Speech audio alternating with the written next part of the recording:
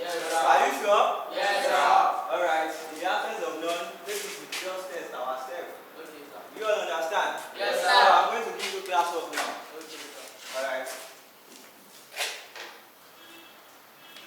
So we are going to look for the mean of the following set of data.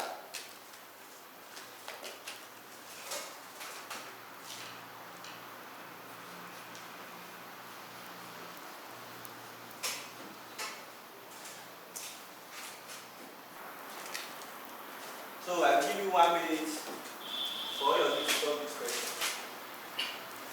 Can we start now?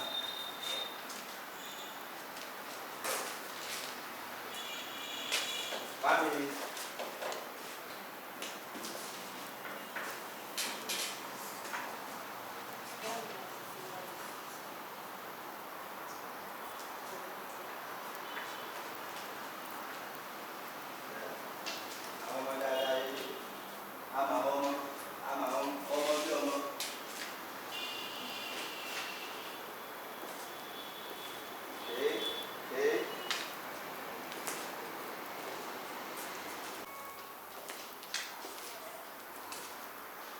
Alright, thank you.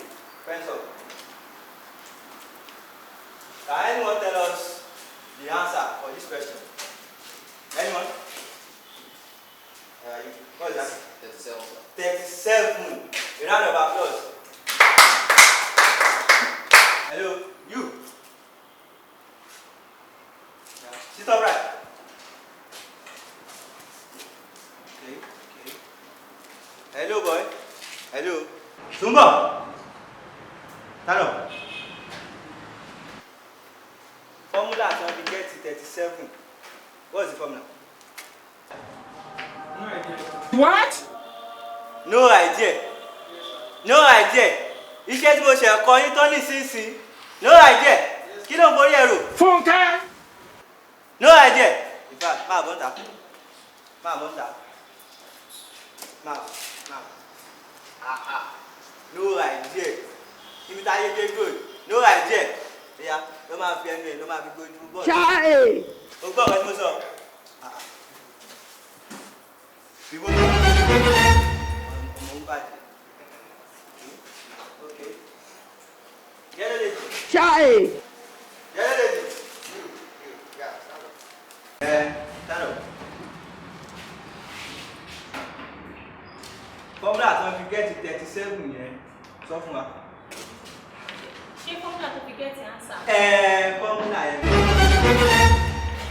3 raised to power 2 minus 3 minus 4 6 minus 7. Jésù. Kini ha? No, me you understand. What's the meaning of ah? Shebi you know book and you understand it very well. Continue now. Ẹ̀yin ò mọ̀ wípé ẹ tó mọ̀wé ló mọ̀wé. Àwa mọ̀wé, ẹ̀yin mọ̀wé. Má mọ̀wé yín lọ now.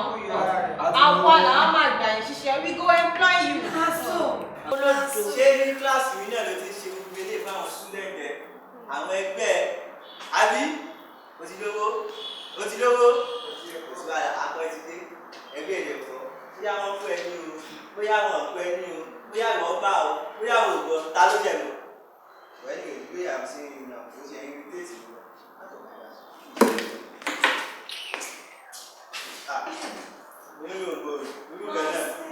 Àwọn olóòjò. Hello. Out. What? Yeah, you go. Hey, ọmọ benefit.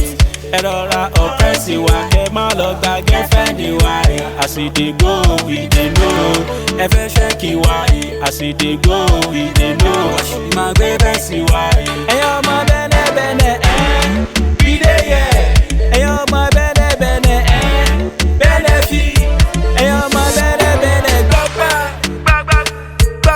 Debi bọ́lá debi spẹ́ndà so kò ní sọ̀rọ̀ má lọ jí sọ̀rọ̀